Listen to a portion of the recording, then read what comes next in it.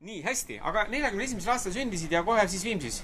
Jah, kus ema elas ju Viimsis siin. Nii, et Ehtsas Rummukülas. Ehtsas Rummukülas? Ja. Aga see Ehtne Rummuküla oli siis meil natukene siit poolt mereäärde Ehtne Rummuküla hakkas peale siit, kui sa ütled siit, võtsin, mis läheb alla mäes siit. Võt siit, eks ole. Võt sealt hakkas kuskilt Rummuküla peale ja tuli kuni Püünsini välja. Suurevälja peatusest alates. Ütleme niimoodi Suurevälja peatusest. Aga oli siis põhiliselt ikkagi mereäärest.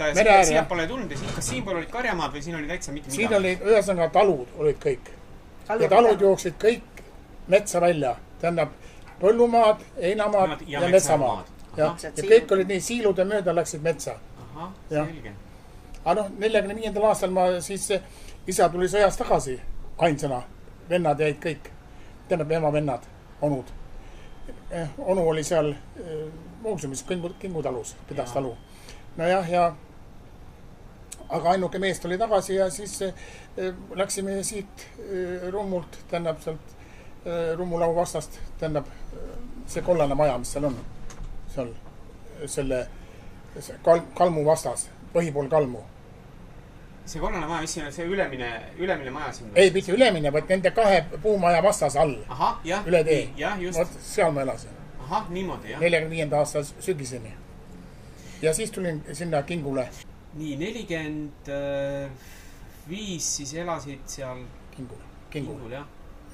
Aga nüüd need, kuidas siis nende taludega läks, et kas siis praegu võib öelda, et kui me siit oma Rummuteed praegu alla läheme, see esimene maja, mis jääb tee äärde, see on nagu siis vana juba talumaja ikkagi? See Jaani maja, see siin, mis jääb puuseki taha. Ja see on Ehtne Jaani põhikrunt, põhitalu oli, mis hiljem jagunes 3 venna vahele, mis läksid Rummulau poole. Üks maja on Rummulau pool ja järgmine on veel Rummulau otsas. Need on nagu põhi-Jaani talud. Jah. Ja põhitalu on muidugi see siin. See, mis jääb sinna. See on ikka kohe näha, suur krunt on ka ja pole nagu sotsialismi ajal välja antud või midagi taolist. Siis nende isa andis oma poegadel veel, tegi nagu oma krunti kaheks. Jah, vot sellest ma ka aru ei saa, miks pandi siin Rummutee, oleks võinud olla Jaani tee. Siis oleks loogiline. Aga meil on võimalus teha see ettepanek. Valda. Selle peale kallis maksma, kurat. Rahvaalgatus. Kallis maksma. Ta alati poriseb, miks ta Jaani tee ei ole. Kui rahvas tahab ja rahvas nõuab, siis valitsetel jää muud üle teha. Ma usun, selle küla rahval on ükskõik. Oli ta Rummute, tema on ainukene, kes on nagu põhi oli, eks, ja tema poriseb, aga ülejäänud ükskõik. Jaa, hästi. Siis 69, nagu ma aru sain, hakati krunte välja andma. 69 tehti otsus. Juhatuse otsus 69. Ja siis meil on nagu 70 aasta märtsis anti krunt kätte number 6. Aga tegelikult on 7. Nüüd. Kas ta nüüd ei 7, krunt number 6? Krunt number 6, jah. Siin on praegu meil kogu selle maja siis nagu originaalprojekt. Te olete ilmselt teda natukene tuuning ka või ole? Asi on selles, see on nüüd originaalprojekt, jah. Aga asi on selles, et see oli sel ajal tehtud projekt, mis tähendab muutus iga aastaga kõlbmatuks. Miks see? Miks? Sellepärast tal oli tehtud nagu Araabia jaoks see seinad püsti, seinte vahel katus, kiviseinte vahel. Nii? Miks nii? No vot nii oli. No vaadake seal, vot meie tänavas on, kui siit minna Vasukut kätt on analoog. Jah. Tema on niimoodi tehtud, jah? Temal on nii tehtud, jah. No ütles ühe sama selle arhitektid. No ja aga asi läks lihtsalt käest ära ja enam ei saanud lihtsalt pidada. Igalt poolt puges vesi sisse, kõik kuradi kohad mädanesid, hakkasid mädanema. Lihtsalt pidi tegema katuse peale. See on vahva. Ja siin on siis see maja sisepaigutus, eks ole. Mis moodi müüride vahel see elu kõik on. Jaa. See kuradi vihm saas igalt poolt alt sisse ja iga jumala kevade pidi hakkama jälle kuradi ääri mätsima, et vihm sisse ei tuleks. Aga mis ametit te Viimsis pidasite sel hetkel, kui siis krundi saite? Ma töötasin linnas. Jah. Aga siis anti linnas, kas linnas oli korter ka või? Isa sai krundi. Isa sai krundi, isa oli Viimsilane. Ja, mina käisin ka linnas tööl lihtsalt. Aga ma ei hakanud siin tööle. Ja isa siis ehitas selle kolhoosi ajal, võttis ta laenu, kuidas need süsteemid? Ei, me ei võtnud mingit laenu, midagi me kahekesi ehitasime. Mina olin nagu see teostaja, ehitaja ja tema nagu finantseeris. Finantseeris ajas asju välja ka? No jah, jah. No kuidas kolhoosi ajal sai. Kuidas, mida anti, seda sai ja... Mida ei saa antud, seda sai ikka. Pudel viina ja 10 rubla tuli jälle, eks ole, või no rubla või midagi. Täpselt nii, ja. Ja siis jah, see oli vist suvi jah, 70, kui me hakkasime vundamendi kraavi ja auku kaevama. Mis päev see oli, augustikuu või juuli lõpp? Septembris 25. te hakkasite seda putkat tegema sinna, kus nii elada. Ja.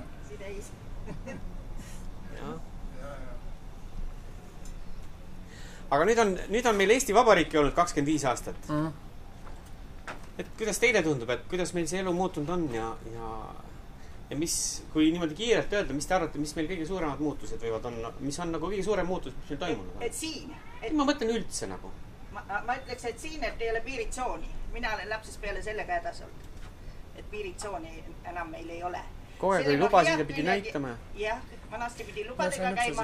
Ma olin koolitüdruk veel, mul sugulased elasid Suurevälja talus.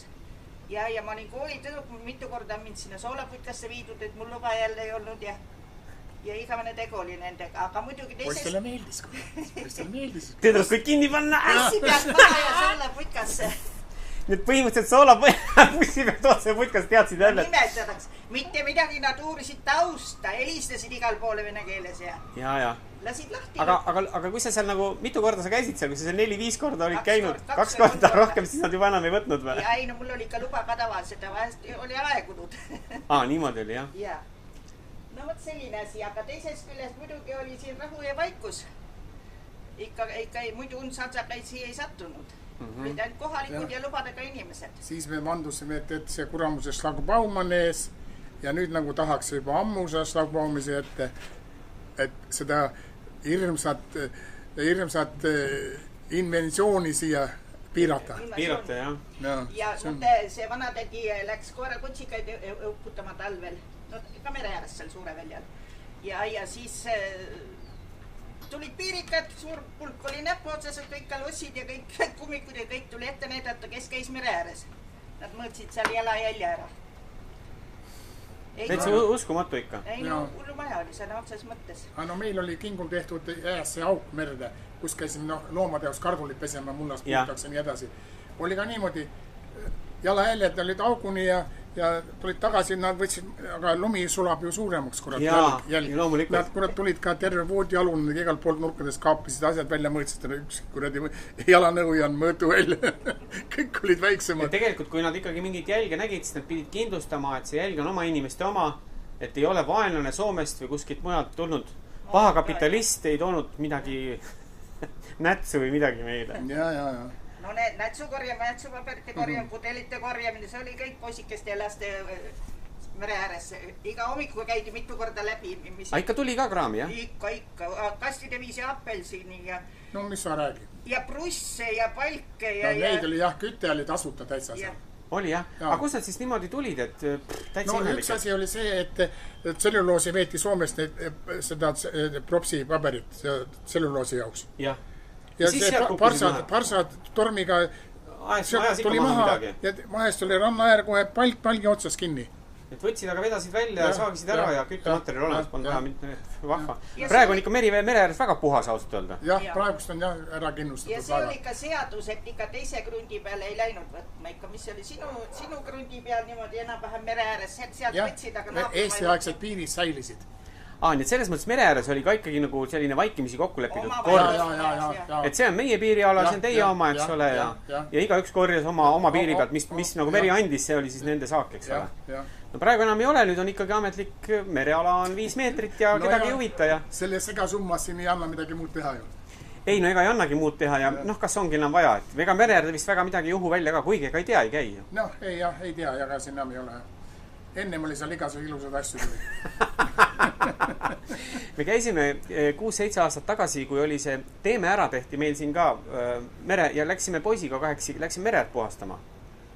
Ja me puhastasime siis põhimõtteliselt alustasime, kuskil 15 inimest meid tuli kokku. Üks laupäevane hommik läksime kell 10, läksime koristama, alustasime sealt paadi juurest, restoran paadi juurest. Ja tulime siia enda juurde välja. Ja vara kevad oli see ka, selles mõttes, et ei olnud veel vaata kasvanud kõik rohtu ja nii edasi. Ja tegelikult me saime ikka päris suure hulga, aga ikkagi nagu meie inimeste tekitatud prügi.